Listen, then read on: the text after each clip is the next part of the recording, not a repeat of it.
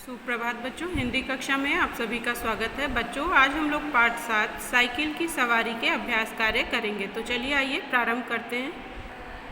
Page number 53 पर प्रश्न number 2, इन पाठ में आए उर्दू, फारसी, अंग्रेजी के कुछ शब्द यहाँ दिए गए हैं, उनके हिंदी पर्याय लिखिए।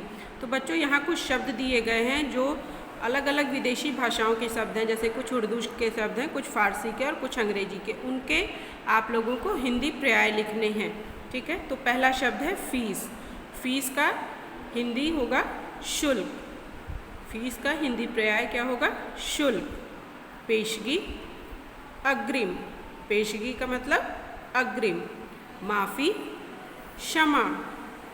अल्टीमेटम, चेतावनी। उस्ताद, गुरु। मुफ्त, निःशुल्क। स्कूल, विद्यालय। देह, तन। तो बच्चों, ये इनके हिंदी पर्याय हैं जिनको आप लोग लिखेंगे। अब प्रश्न नंबर 3 देखिए। कुछ शब्द क्रिया की विशेषता बताते हैं, वे क्रिया विशेषण कहलाते हैं। क्रिया विशेषण 4 प्रकार के होते हैं: रीतिवाचक, स्थानवाचक, कालवाचक और परिमाणवाचक। रीतिवाचक क्रिया विशेषण वो होते हैं जो किसी काम के किसी प्रकार की करने की रीति को बताते हैं, वो रीतिवाचक कहलाते हैं। काम कहाँ किया जा रहा है या हो रहा है, इससे संबंधित जो क्रिया विशेषण शब्द होते हैं उनको स्थानवाचक कहा जाता है। काम किस समय किया जा रहा है या हो रहा है, ये कालवाचक के अंतर्गत आते हैं। और काम कितना किया जा रहा है या हो रहा है, ये परिमाणवाचक में आते हैं। तो नीचे दिए गए वाक्यों में क्रिया विशेषण शब्दों को रेखांकित कीजिए और उनके भेद लिखिए।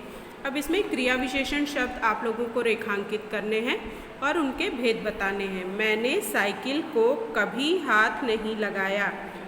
कब हाथ नहीं लगाया? कभी। तो कभी क्या है? क्रिया विशेषण शब्द है और ये एक समय के बारे में बता रहा है, काल के बारे में बता रहा है, तो ये कालवाचक क्रिया विशेषण होगा। दूसरा है लेखक आज साइकिल चलाना सीखेंगे। लेखक कब साइकिल चलाना सीखेंगे? आज। तो आज क्या है? क्रियावाचक, कालवाचक। तो ये कालवाचक क्रिया विशेषण है। मैं वहाँ साइकिल ले जाऊँगा। साइकिल कहाँ ले जाऊँगा? वहाँ। तो किसी स्थान के बारे में बता रहा है, तो ये स्थानवाचक क्रिया विशेषण के अंदर आएंगे। उन्होंने तिवारी जी से खूब मिन्नतें की।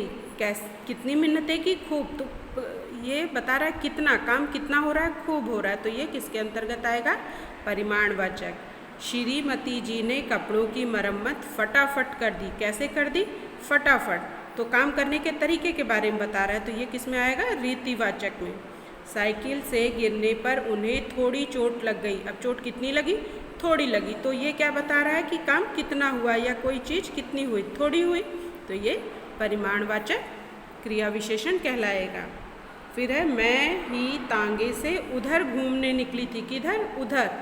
उधर तो एक स्थान के बारे में बता रहा है, इसलिए ये स्थानवाचक क्रिया विशेषण होगा। अगला है उस्ताद आप कल आ जाएंगे ना। अब देखिए यहाँ समय की बात हो रही है, काल की बात हो रही है, तो ये कालवाचक क्रिया विशेषण होगा। वे आपको जल्दी सिखा देंगे। कैसे सिखा देंगे? जल्दी सिखा देंगे। तो ये तरीका बता रहा है, काम होने का तरीका कैसे होगा? जल्दी होगा। तो ये रीतिवाचक। मैंने ठान लिया कि साइकिल चलाना जरूर सीखूंगा। कैसे सीखूंगा? जरूर सीखूंगा। तो ये भी काम की रीति के बारे में बता रहा है, काम किस प्रकार होगा ये बता रहा है, तो ये रीतिवाचक क्रिया विशेषण है। प्रश्न नंबर 4 देखिए। इन शब्दों के विलोम शब्द लिखिए। अब शब्द दिए हैं, इनके विलोम शब्द आपको लिखने हैं। बुद्धिमान, मूर्ख। खरीदना, बेचना। मुश्किल, आसान। टूटना, जुड़ना। नुकसान, फायदा। नरम, कठोर। नरम का गरम भी कभी कभी लिख सकते हैं। पावन, अपावन। पुराना, नया। प्रश्न नंबर 5 देखिए। इन मुहावरों के अर्थ लिखने हैं। आप लोगों को ये मुहावरे दिए हैं, उनका अर्थ क्या होता है वो लिखना है।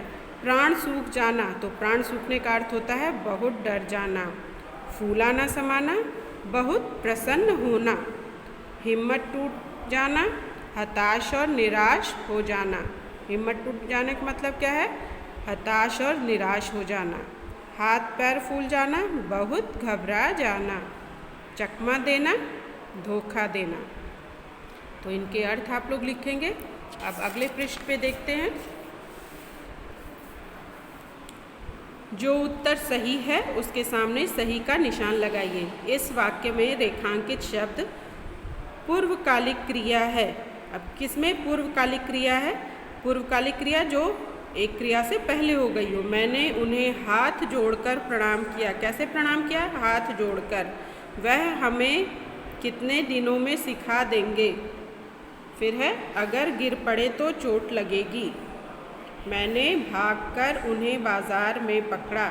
तो बाकी सारी क्रियाएं जो हैं वो बाद में हुई हैं। जोड़कर प्रणाम किया, हाथ जोड़कर प्रणाम किया, ये पूर्वकालिक क्रिया है। तो इसके आगे आप सही का निशान लगाएंगे।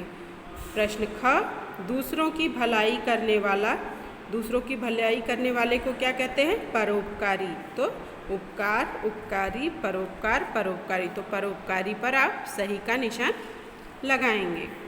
अगला प्रश्न है, हम अपने रास्ते चले जा रहे थे। इस वाक्य में रेखांकित शब्द के समानार्थी शब्द हैं।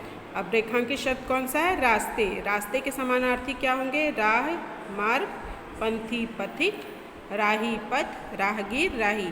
तो रास्ते के पर्यायवाची शब्द होंगे राह और मार्ग। तो इस पे आप सही का निशान लगाएंगे। बच्चों, ये सभी अभ्यास कार्य अपनी पुस्तक में आप लोग करेंगे और इसे याद करेंगे। आज के लिए इतना ही। धन्यवाद।